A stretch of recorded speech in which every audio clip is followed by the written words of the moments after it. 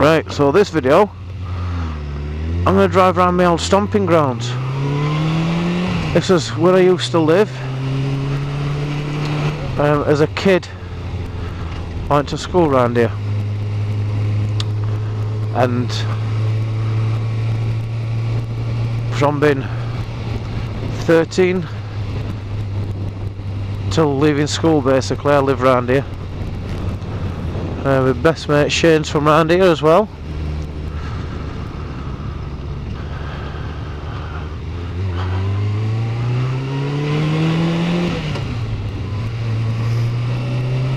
I once got my bike nicked, a different bike, not this one. And there's an alley down here somewhere. I think it's just after this bus stop. Yep, an alley down there. I saw my bike going down it, kid on it, and I went with a bat and I knocked him off it. That was my old school up there. I knocked him off it and I waited for coppers to come. I got done for hitting him. He got away with nicking my bike because he said he found it. So amazing. The police are fantastic.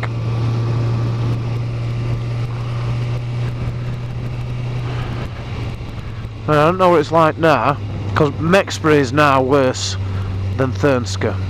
Thurnscoe used to be,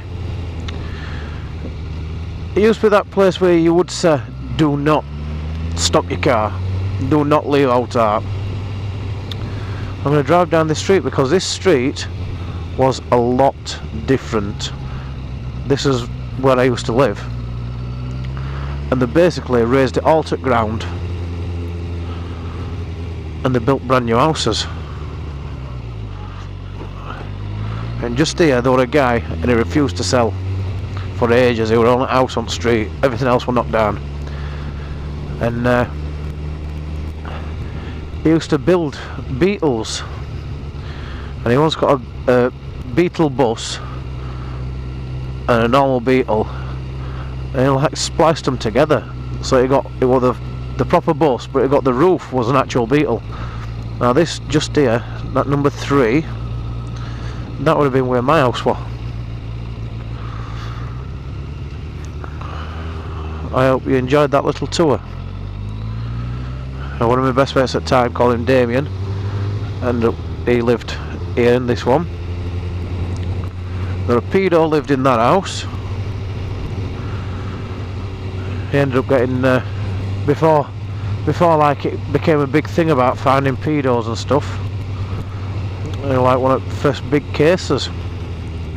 This field in front, it looks like they've spent some money on it, to be fair, because it used to be a running track, but people didn't need to run for exercise in Thurnscoe because they were busy running for coppers anyway.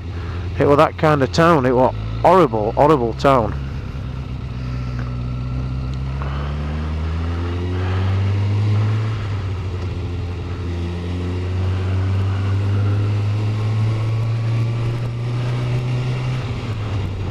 I also used to think these were nice houses, because a lot of houses were either terraced or whatever, and these were like the nicer kind of Arctic way ones.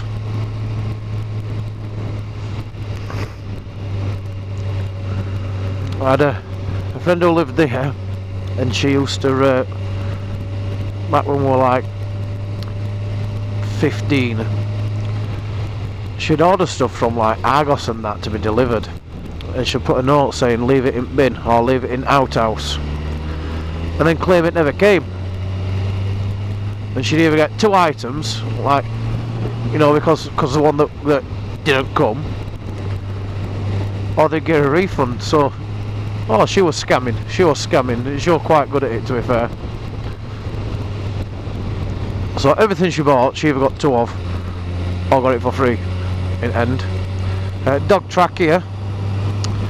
We used to sit up on this bridge and watch all dog racing. That was cool, always fun.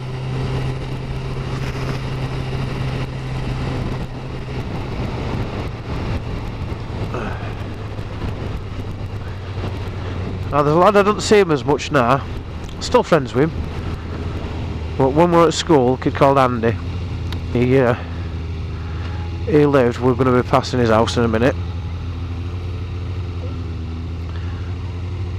He's just saying that's a nice bike. He used to live with this shop. Is just a stat or something. We'll see in a minute. He used to live there, and when first time I ever got on a big bike, it was Dad picking me up because my bike broke down. And his dad hit it to about 70-80 miles an hour, and then in the near like put his head down, and wind just hit me out of nowhere. I thought I was going to fall off. Oh, it's scary. But yeah, Andy now, he competes in Yorkshire's Strongest Man, and I think he come about 2nd or 3rd in Yorkshire's Strongest Man for his weight class. This house here. So he's doing really well for his son, like. And I think his wife also does it and competes. I mean, when your wife's a powerlifter and she can just lift settee up to up under it, you know, just make it all look really easy.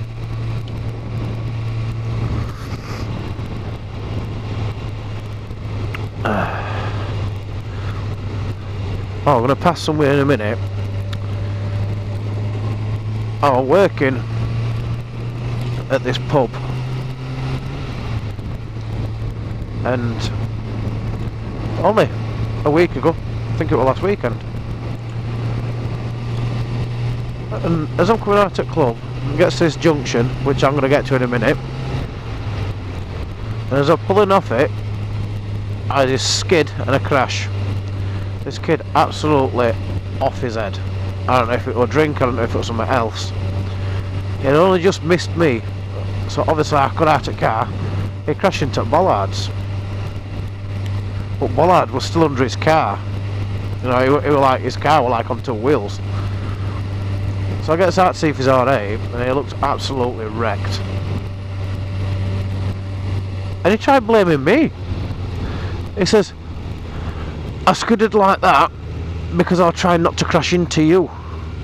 I said, what? Do you mean me that were obeying law and sat at a junction and all this stuff? I says, for you to have skidded, you did, for as long as you did,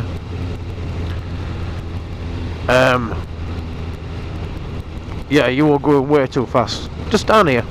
So, see this bollard? Yeah. Well, there used to be 2. And now there's not. Right, video end.